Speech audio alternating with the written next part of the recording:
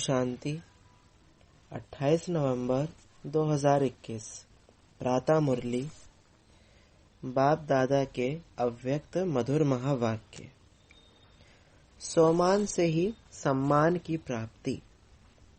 आज बाप दादा चारों ओर के सोमानधारी बच्चों को देख रहे हैं। सोमानधारी बच्चों का ही सारा कल्प सम्मान होता है। एक जन्म सोमानधारी, सारा कल्प सम्मानधारी। अपने राज्य में भी राज्य अधिकारी बनने के कारण प्रजा द्वारा सम्मान प्राप्त होता है और आधा कल्प भक्तों द्वारा सम्मान प्राप्त करते हो। अब अपने लास्ट जन्म में भी भक्तों द्वारा देव आत्मा व शक्ति रूप का सम्मान देख रहे हो और सुन रहे हो। कितना सिख व प्रेम से अभी भी सम्मान दे रहे हैं। इतना श्रेष्ठ भाग्य कैसे प्राप्त किया? मुख्य सिर्फ एक बात के त्याग का ये भाग्य है। कौन सा त्याग किया? देह अभिमान का त्याग किया, क्योंकि देह अभिमान के त्याग बिना सोमान में स्थित हो ही नहीं सकते। इस त्याग के रिटर्न में भाग्य विधाता भगवान ने ये भाग्य का वरदान दिया है। दूसरी बात, स्वयं बाप ने आप बच्चों को सोमान दिया है। बाप ने बच्चों को चरणों के दास व दासी से अपने सिर का ताज बना दिया। इतना बड़ा सोमान दिया। ऐसे सोमान प्राप्त करने वाले बच्चों का बाप भी सम्मान रखते हैं। बाप बच्चों को सदा अपने से भी आगे रखते हैं। सदा बच्चों के हर रोज सिख व प्रेम से याद प्यार देने के लिए परम धाम से साकार वतन में आते हैं। वहां से भेजते नहीं, लेकिन आकर देते हैं। रोज याद प्यार मिलता है ना। इतना श्रेष्ठ सम्मान और कोई दे नहीं सकता। स्वयं बाप ने सम्मान दिया है, इसलिए अविनाशी सम्मान अधिकारी बने हो। ऐसी श्रेष्ठता का अनुभव करते हो। सोमान और सम्मान दोनों का आपस में संबंध है। सोमानधारी अपने प्राप्त हुए सोमान में रहते हुए सोमान के सम्मान में भी रहता और दूसरों को भी सम्मान से देखता, बोलता व संपर्क में आता है। स्वसम्मान का अर्थ ही है स्व को सम्मान देना। जैसे बाप विश्व की सर्व आत्माओं द्वारा सम्मान प्राप्त करने वाले हैं, हर एक सम्मान देते, लेकिन जितना ही बाप को सम्मान मिलता है उतना ही सब बच्चों को सम्मान देते हैं। जो देता नहीं है तो देवता बनता नहीं। अनेक जन्म देवता बनते हो और अनेक जन्म देवता रूप का ही पूजन होता है। एक जन्म ब्राह्मण बनते हो, लेकिन अनेक जन्म देवता रूप में राज्य करते व पूज्य बनते हो। देवता अर्थात देने वाला। अगर इस जन्म में सम्मान नहीं दिया तो देवता कैसे बनेंगे? अनेक जन्मों में सम्मान कैसे प्राप्त करेंगे? Follow father. साकार स्वरूप ब्रह्मा बाप को देखा, सदा स्वयं को वर्ल्ड सर्वेंट विश्व सेवाधारी कहलाया, बच्चों का सर्वेंट कहलाया और बच्चों को मालिक बनाया। सदा माँ में कम सलाम किया। सदा छोटे बच्चों को भी सम्मान का स्नेह दिया। होवनहार विश्व कल्याणकारी रूप से देखा। कुमारियों व कुमारों को, युवा स्थिति वालों को, सदा विश्व की नामी ग्रामी महान आत्माओं को चैलेंज करने वाले, असंभव को संभव करने वाले, महात्माओं के सिर झुकाने वाले, ऐसे पवित्र आत्माओं के सम्मान से देखा। सदा अपने से भी कमाल करने वाले महान आत्मा समझ सम्मान दिया ना। ऐसे ही बुजुर्ग आत्माओं को सदा अनुभवी आत्मा हम जिन्स आत्मा के सम्मान से देखा। बांदेले बांदेलियों को निरंतर याद में नंबर 1 के सम्मान से देखा, इसलिए नंबर 1 अविनाशी सम्मान के अधिकारी बने। राज्य सम्मान में भी नंबर 1, विश्व महाराजन और पूज्य रूप में भी बाप की पूजा के बाद पहले पूज्य लक्ष्मी नारायण ही बनते हैं। तो राज्य सम्मान और पूज्य सम्मान दोनों में नंबर 1 हो गए, क्योंकि सर्व को समान सम्मान दिया। ऐसे नहीं सोचा सम्मान देवे तो सम्मान दूं। सम्मान देने वाले निंदक को भी अपना मित्र समझते, सिर्फ सम्मान देने वाले को अपना नहीं समझते, लेकिन गाली देने वाले को भी अपना समझते, क्योंकि सारी दुनिया ही अपना परिवार है। सर्व आत्माओं का तना आप ब्राह्मण हो। ये सारी शाखाएं अर्थात भिन्न भिन्न धर्म की आत्माएं भी मूल तना है से निकली हैं, तो सभी अपने हुए ना। ऐसे सम्मानधारी सदा अपने को मास्टर रचयिता समझ सर्व के प्रति सम्मान दाता बनते हैं। सदा अपने को आदि देव ब्रह्मा के आदि रत्न आदि पाठधारी आत्माएं समझते हो। इतना नशा है तो सभी ने सुना। बच्चों का सम्मान क्या है, बूढ़ों का सम्मान क्या है, युवा का क्या है। आदि पिता ब्रह्मा ने हमको ऐसे सम्मान से देखा, कितना नशा होगा। तो सदा ये स्मृति रखो कि आदि आत्मा ने जिस श्रेष्ठ दृष्टि से देखा, ऐसी ही श्रेष्ठ स्थिति की सृष्टि में रहेंगे। ऐसे अपने से वायदा करो। वादे तो करते रहते हो ना, बोल से भी वादा करते हो, मन से भी करते हो और लिखकर भी करते हो, और फिर भूल भी जाते हो। इसलिए वायदे का फायदा नहीं उठा पाते। याद रखो तो फायदा भी उठाओ। सभी अपने को चेक करो, कितनी बार वायदा किया है और निभाया कितने बार है। निभाना आता है वह सिर्फ वादा करना आता है, वह बदलते रहते हो।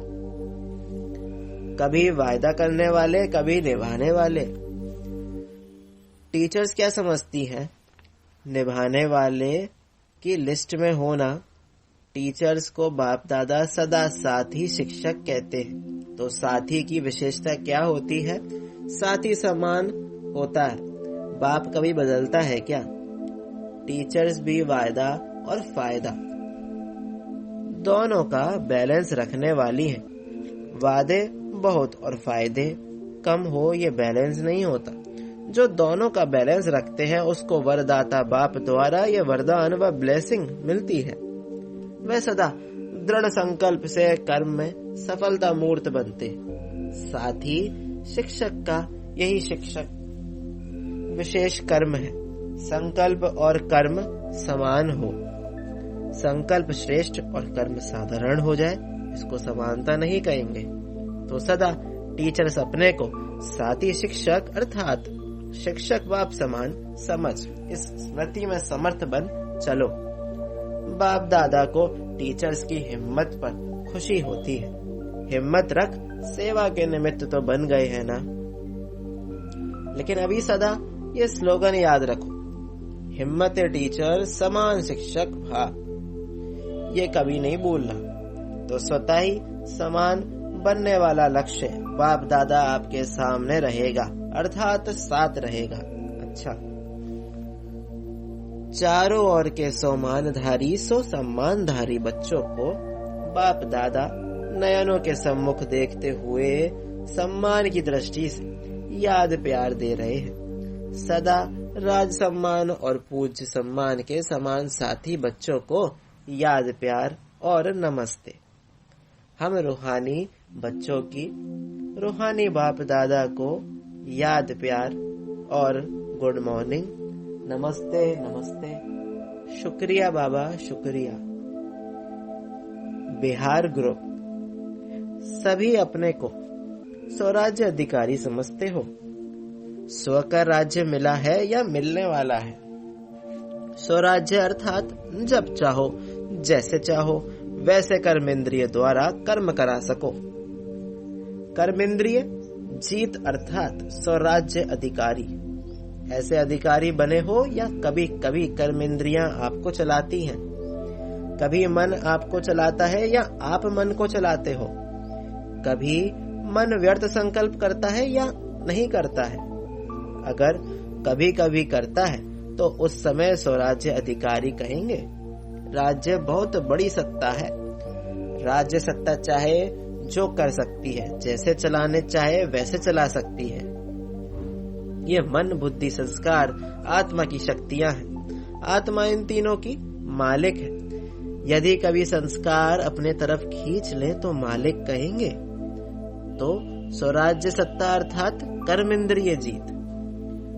जो कर्मेंद्रिय जीत है वही विश्व की राज्य सत्ता प्राप्त कर सकता है। स्वराज्य अधिकारी विश्व राज्य अधिकारी बनता है। तो आप ब्राह्मण आत्माओं का ही स्लोगन है कि स्वराज्य ब्राह्मण जीवन का जन्म सिद्ध अधिकार है। स्वराज्य अधिकारी की स्थिति सदा मास्टर सर्वशक्तिमान है, कोई भी शक्ति की कमी नहीं। स्वराज्य अधिकारी सदा धर्म अर्थात धारणा मूर्त भी होगा और राज्य अर्थात शक्तिशाली भी होगा। अभी राज्य में हलचल क्यों है? क्योंकि धर्म सत्ता अलग हो गई है और राज्य सत्ता अलग हो गई है। तो लंगड़ा हो गया ना, एक सत्ता हुई ना, इसलिए हलचल है। ऐसे आप में भी अगर धर्म और राज्य दोनों सत्ता नहीं है तो विघ्न आएंगे, हलचल में लाएंगे, युद्ध करनी पड़ेगी। और दोनों ही सत्ता है तो सदा ही बेपरवाह बादशाह रहेंगे, कोई विघ्न आ नहीं सकता। तो ऐसे बेपरवाह बादशाह बने हो या थोड़ी थोड़ी शरीर की संबंध की परवाह रहती है। पांडवों को कमाने की परवाह रहती है, परिवार को चलाने की परवाह रहती है या बेपरवाह रहते हैं? चलाने वाला चला रहा है, कराने वाला करा रहा है। ऐसे निमित्त बनकर करने वाले बेपरवाह बादशाह होते हैं। मैं कर रहा हूँ ये भान आया तो बेपरवाह नहीं रह सकते, लेकिन बाप द्वारा निमित्त बना हुआ हूँ ये स्मृति रहे तो बेफिक्र व निश्चिंत जीवन अनुभव करेंगे। कोई चिंता नहीं कल क्या होगा, उसकी भी चिंता नहीं। कभी ये थोड़ी सी चिंता रहती है कि कल क्या होगा, कैसे होगा, पता नहीं विनाश कब होगा, क्या होगा, बच्चों का क्या होगा, पोत्रों धोत्रों का क्या होगा, ये चिंता रहती है।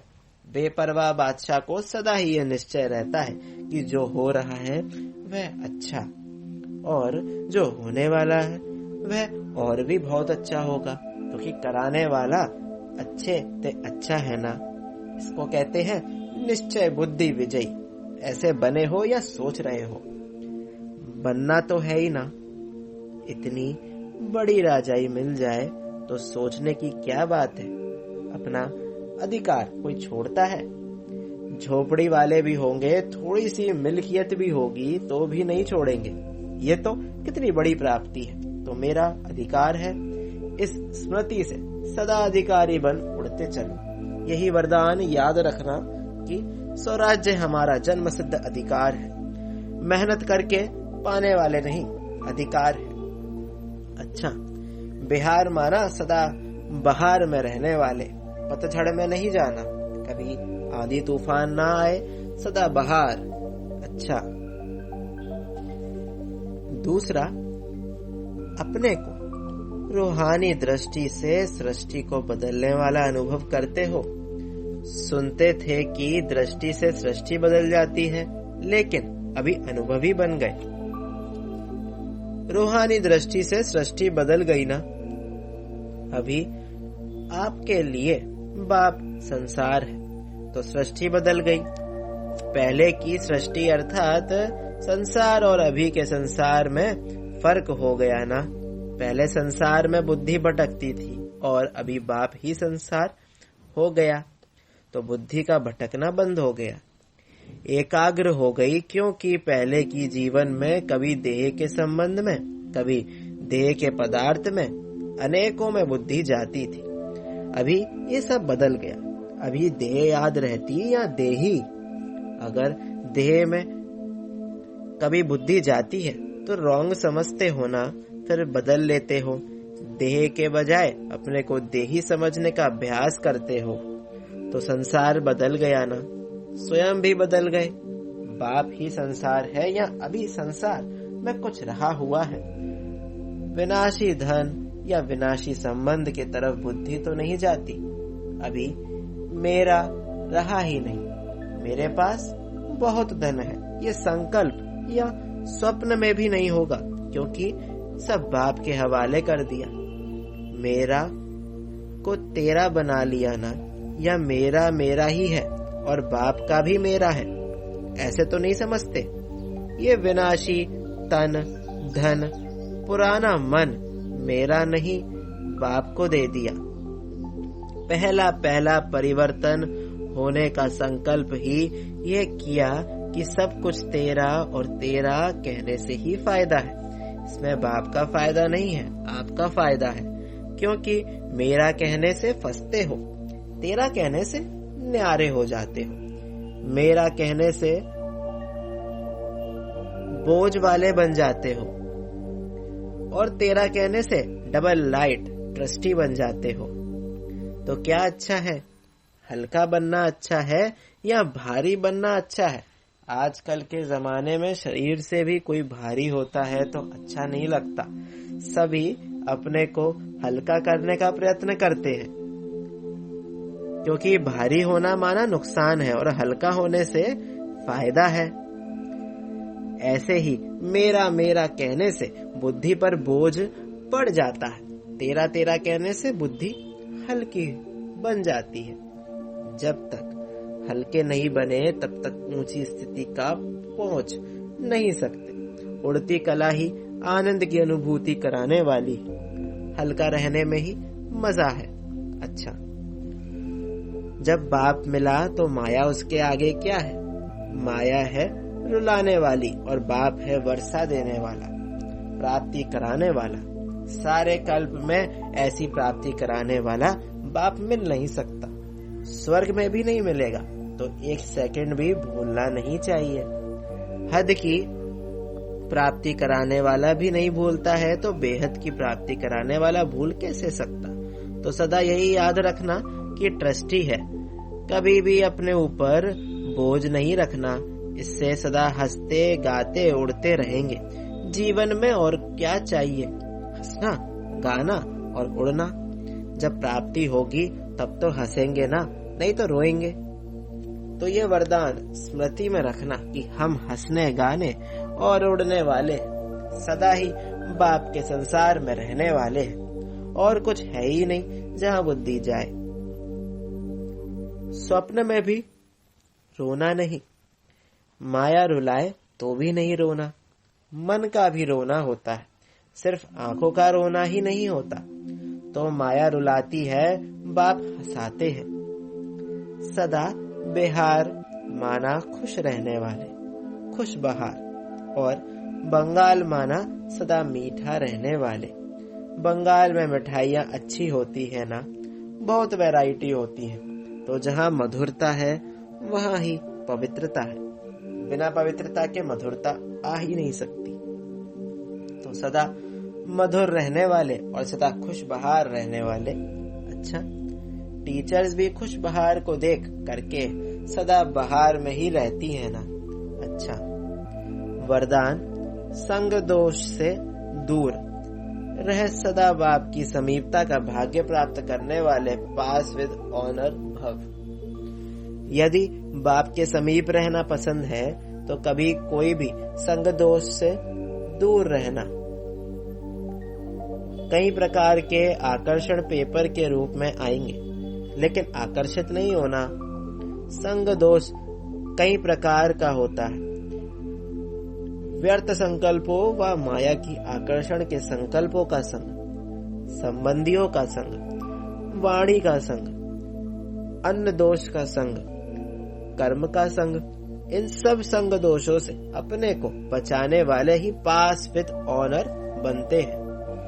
स्लोगन, आप फरिश्ता बनो तो परिस्थितियों में बाप स्वयं आपकी छत्र छाया बन जाएंगे।